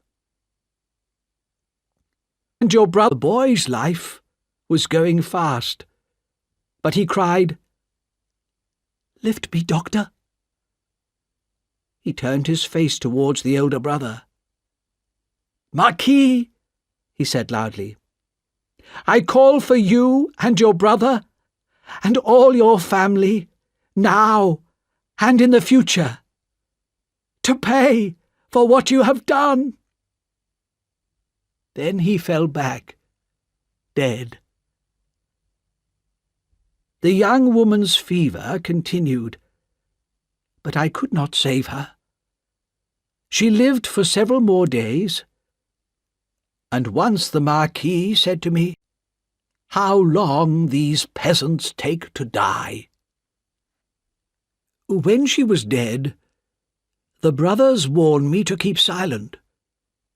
They offered me money, but I refused it, and was taken back to my home. The next day I decided to write to the king's officials. I knew that nobles who did unlawful things were usually not punished, and I expected that nothing would happen. But I did not realize the danger for myself. Just as I had finished writing my letter, a lady came to see me. She said she was the wife of the Marquis of Evrémonde, and she had discovered what her husband and his brother had done. She wanted to help the younger sister of the girl who had died, and asked me where she could find her. Sadly, I did not know, and so could not tell her. But that was how I learnt the brother's name. The wife of the Marquis was a good, kind woman, deeply unhappy in her marriage. She had brought her son with her, a boy about 3 years old. "If I cannot find this poor girl," she said, "I shall tell my son to continue the search after my death. You will remember that, little Charles, won't you?" The child answered, "Yes." Later that day, I sent my letter to the king's officials, and that night there was a knock at my door. My servant, a boy called Ernest Defarge, brought in a stranger who asked me to come at once to visit a sick man in the next street. As soon as I was outside the house, several men took hold of me violently. The Evremond brothers came out of the darkness, and the Marquis took my letter out of his pocket, showed it to me, and burned it. Not a word was spoken. Then I was brought here to this prison, my living grave. I have been here for 10 long years. I do not know if my dear wife is alive or dead. These brothers have sent me no news of my family. There is no goodness in their cruel hearts. I, Alexandre Manette, in my pain and sadness, I condemn them in the face of God. When Defarge had finished reading, a terrible sound rose from the crowd, a long, wild cry of anger and revenge. Death for the hated Marquis of Evremond, enemy of the people. The trial was over, and in less than 24 hours, Charles Darnay would go to the guillotine. Chapter 11. Madame Defarge's Revenge. Lucy held out her arms to her husband. "Let me kiss him. One last time." Most of the citizens had gone out into the streets to shout how they hated the prisoners, but Barsad was still there. "Let her kiss her husband," he said. "It's just for a minute." Lucy went over to her husband, and he took her in his arms. Dr. Manette followed his daughter, and fell on his knees before them. But Darnay pulled him to his feet, saying, "No, no. Now we know how much you suffered, especially when you knew whose son I was. But you kept feeling secret, because of your love for Lucy. We thank you, with all our hearts, for what you did. I tried so hard to do what my mother had wished, but I never found that poor girl. And how could that terrible story ever have a happy ending?" He turned to his wife. "My dearest love, we shall meet again, in the place where there are no worries. God be with you both." As Darnay was taken away, Lucy fell to the floor unconscious. Sidney Carton came quickly forward to help Mr. Lorry and Dr. Manette. He carried Lucy to her coach, and she was taken home. Then he carried her into the house, where her daughter and Miss waited, tears falling from their eyes. "Before I go," said Sidney Carton, "may I kiss her?" He touched Lucy's face lightly with his lips, whispered a few words, and went into the next room. "You are still very popular with the citizens, Doctor. You must try again to talk to the judges." "I'll do everything I can. Everything," Dr. Manette said. Mr. Lorry went with Carton to the door. "I have no hope," whispered Mr. Lorry sadly. "Nor have I," replied Carton. "After today, no judge in Paris would even try to save him. The people would be too angry. I will return here later to see if there is any news, but there is no real hope." He left the house and began to walk quickly towards Saint-Antoine. His face was calm and serious. He looked like a man who had decided to do something. "I must show myself to the people here," he thought. "They should know that there is a man like me in the city." In Defarge's wine shop, the only customer was Jacques III, who had been on the tribunal that had decided Darnay should die. When Carton sat down and asked for a glass of wine, Madame Defarge looked at him carelessly at first, then much more carefully. She went back to her husband and Jacques III, who were talking. "He is very much like Evrémonde," she said softly. Defarge himself looked at Carton and said, "Yes, but only a little," and the three continued their conversation. Carton listened carefully, while pretending to read a newspaper. "Madame is right," said Jacques III. "Why should we stop at Evrémonde?" "We must stop somewhere," said Defarge. "Not until they are all dead. Every one of that family," said his wife. "You're right. But think how much the doctor has suffered. Perhaps he has suffered enough." "Listen," said Madame Defarge coldly. "Don't forget that I was that younger sister. And it was my family that suffered so much from the Evrémonde brothers. It was my sister who died, and my sister's husband, and my father. It was my brother who was killed. Tell others to stop. Don't tell me." Carton paid for his wine and went out quickly on his way. He went back to Dr. Manette's house, where more bad news was waiting for him. The doctor's mind had returned to the past once again. He did not recognize his friends, and wanted only to find his old table and to make shoes. "Listen to me carefully," Carton said to Mr. Lorry. "I believe that Lucy, her daughter, and perhaps even her father, are in great danger.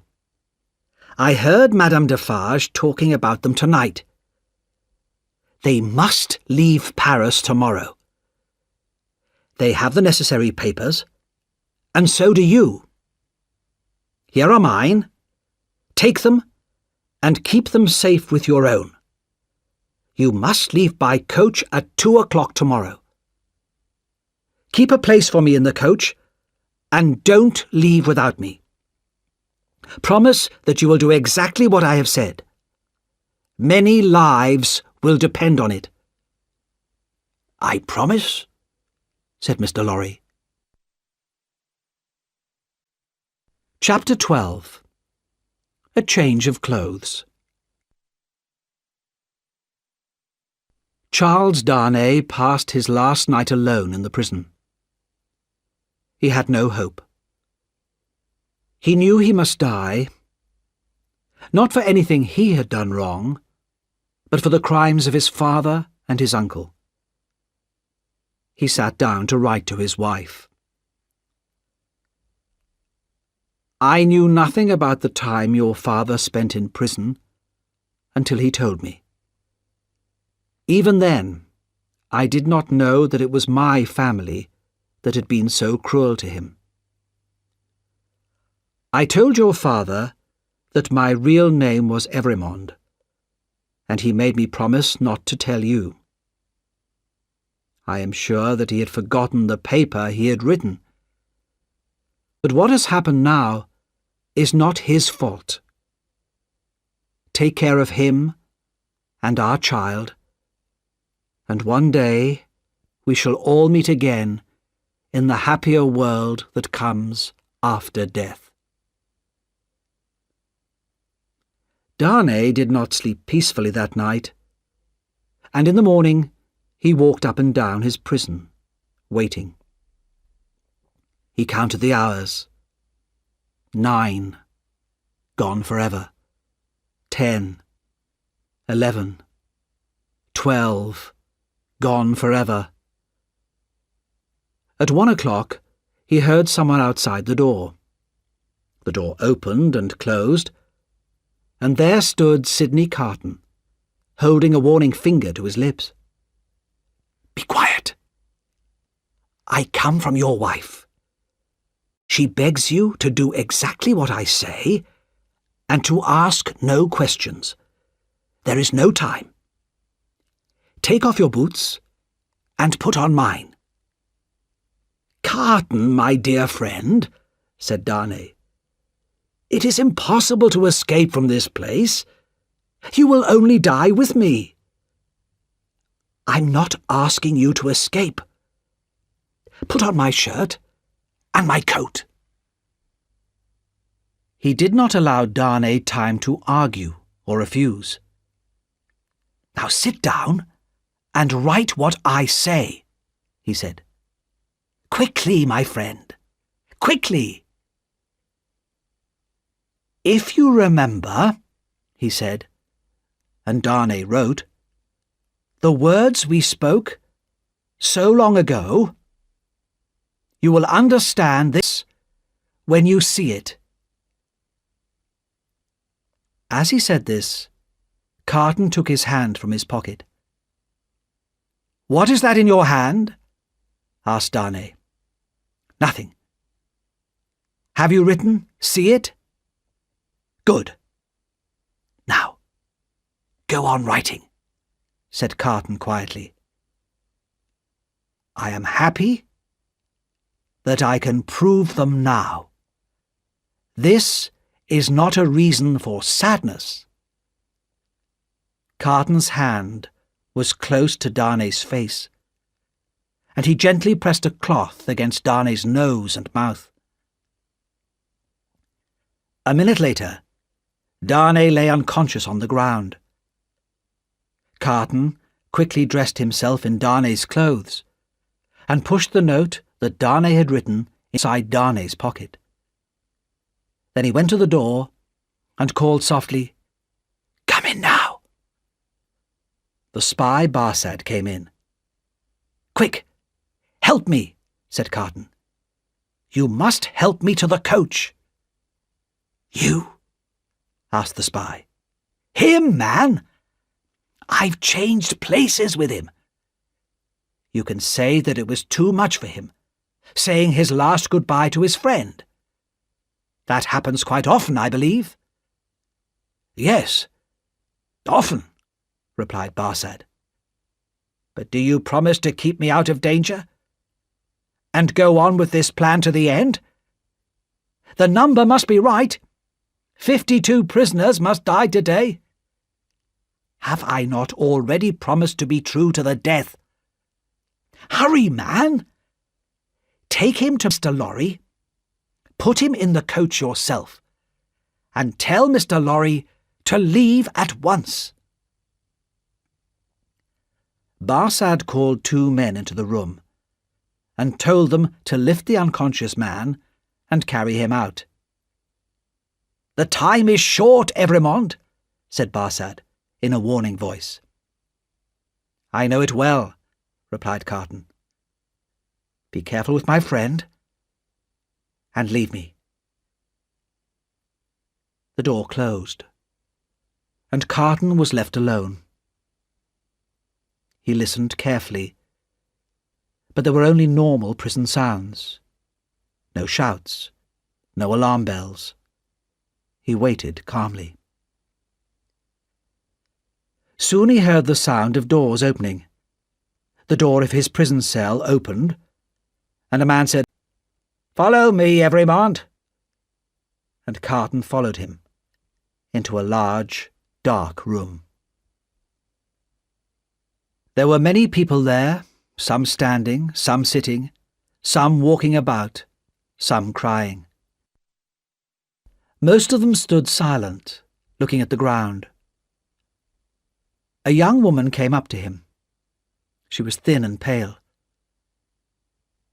"Citizen Evremond," she said, "I was with you in La Force." "True," he said softly, "but I forget what you were accused of." "I am innocent. What could a poor little thing like me do?" "I am not afraid to die, Citizen Evremond, but I have done nothing."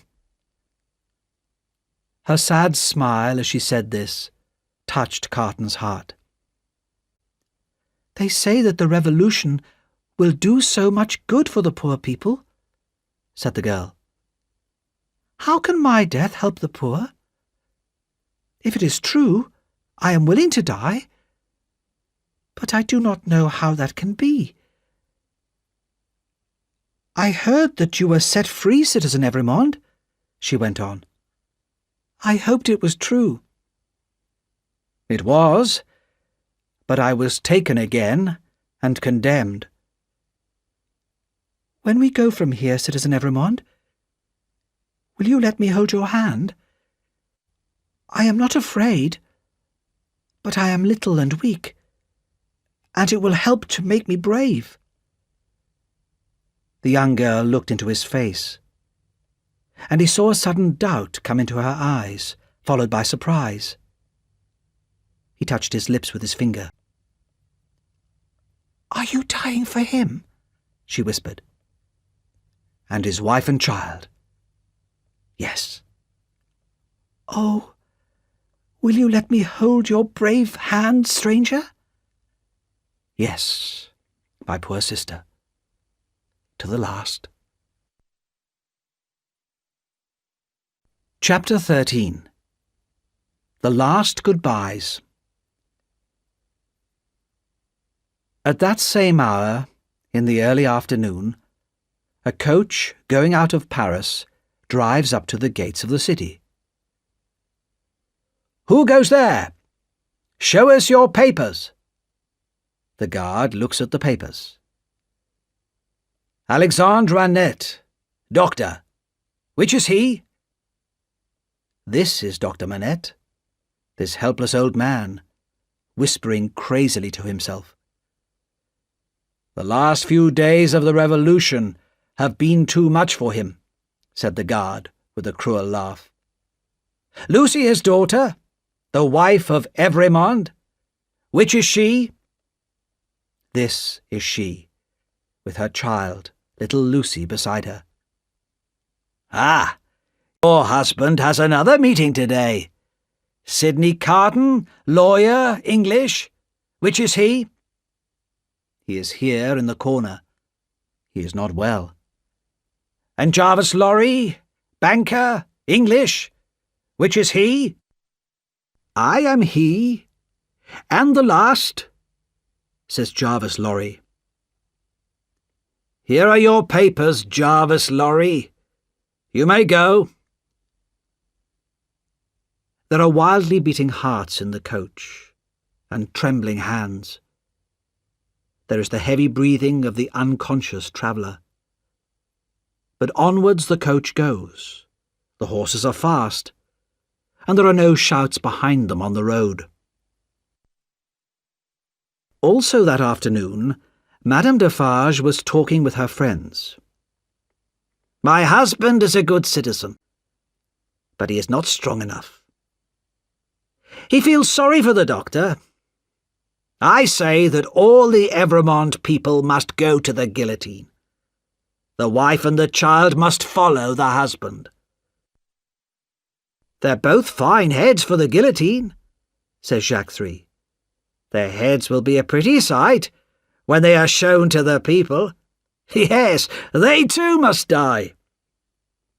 But I'm afraid that my husband may warn them, and let them escape," Madame Defarge went on. "And I must do something myself. After the death of Evremond, at 3 this afternoon, we'll go to the tribunal and accuse them." The others agreed willingly. "No one must escape. More heads must fall. Lucy Manette will be at home now, waiting for the moment of her husband's death," said Madame Defarge. "I will go to her. She will say things against the Revolution, and condemn herself. Here, take my knitting, and keep my usual seat near the guillotine." "Don't be late," said her friend. "To see the death of Evremond, I shall not be late," replied the cruel voice of Madame Defarge. There were many women in Paris at that time who hated the nobles and wanted to see them die. But of all these women, Madame Defarge was the one most feared. All her life she'd been filled with hate. It was nothing to her that an innocent man was going to die because of his father's and his uncle's crimes. She wanted more. Hidden in her clothes were a gun and a sharp knife, and with her usual confident step, she began to walk to Dr. Manette's house. The house was not yet empty. Miss Pross and Jerry Cruncher were there, preparing to follow Mr. Lorry's coach. Mr. Lorry had decided that 2 coaches were better than 1. With fewer passengers, each coach would travel faster. But Miss Pross was still worried. A second coach leaving from the house might suggest an escape. "Mr. Cruncher," she said, "you must go and stop our coach coming here. Drive to the church instead, and I'll meet you there at 3 o'clock. Jerry hurried away. It was 2:20, and at once Miss Pross began to get herself ready to leave. She was washing her face when she suddenly looked up and saw a figure standing in the room. Madame Defarge looked at her coldly. "The wife of Evremond. Where is she?" Miss Pross quickly stood in front of the door to Lucy's room. "You're a cruel, dangerous woman, but you won't frighten me," she said, breathing hard. Each woman spoke in her own language, and neither understood the other's words. But Madame Defarge knew that Miss Pross was a true friend of the doctor's family, and Miss Pross knew that Madame Defarge was the family's enemy. "I wish to see the wife of Evremond. Go and tell her." "Do you hear me?" said Madame Defarge. She stared angrily at Miss Pross, but Miss Pross stared back just as angrily. "I am desperate," said Miss Pross. "I know that the longer I can keep you here, the greater hope there is for my darling girl. If you fight me, I'll fight back." Madame Defarge stepped forward and called loudly, "Citizen Doctor! Wife of Evremond! Answer me!" There was no answer, and Madame Defarge quickly opened 3 of the doors and saw that the rooms were empty. One door was still closed. "If they are not in that room, they are gone. But they can be followed and brought back." She went towards the door, but Miss Pross jumped forward and held her round the waist. Madame Defarge was used to the fighting in the streets and was strong. But love is stronger than hate, and Miss Pross did not let go. Madame Defarge tried to pull out her knife. "No," said Miss Pross. "It's under my arm. You shall not have it!" Madame Defarge put her hand to the front of her dress and began to pull out the gun. Miss Pross looked down, saw what it was, and hit out at it wildly. There was a loud bang and a cloud of smoke, and Miss Pross stood alone, trembling with terror. All this in a second. As the smoke cleared, Miss Pross saw the lifeless body of Madame Defarge on the ground. In horror, she opened her mouth to call for help, but then she thought of the dangers this would bring for her dear Lucy. With shaking hands, she got her hat and coat, locked the door of the room, and went downstairs. As she crossed the bridge on the way to the church, she dropped the key of the locked room in the river and hurried on to meet Jerry Cruncher. As the death carts carry the condemned prisoners through the streets of Paris, crowds watch to see the faces of those who are to die. In the chairs around the guillotine, the friends of Madame Defarge are waiting for her. "Teresa! Teresa Defarge! Who has seen her? She's never missed before." But the death carts have arrived, and the guillotine has already begun its work. Crash! A head is held up, and the women who sit knitting count 1. The supposed Evrémonde helps the young girl down from the cart. He carefully places her with her back to the guillotine, and she looks up gratefully into his face. "Because of you, dear stranger, I am calm. I think you were sent to me by God," she whispers. "Or perhaps he sent you to me," says Sidney Carton. "Keep your eyes on me, dear child, and do not think of anything else." "I do not mind while I hold your hand. I shall not mind when I let it go, if they are quick." "They are quick, fear not." She kisses his lips. He kisses hers. Now the guillotine is waiting. The young girl goes next, before him. The women count 22, and Carton walks forward. 23.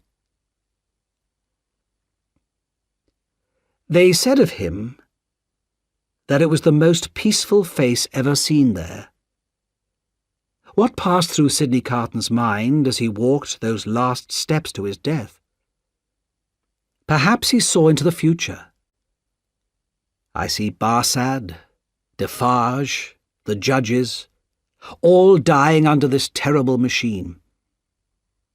I see a beautiful city being built in this terrible place. I see that new people will live here, in real freedom.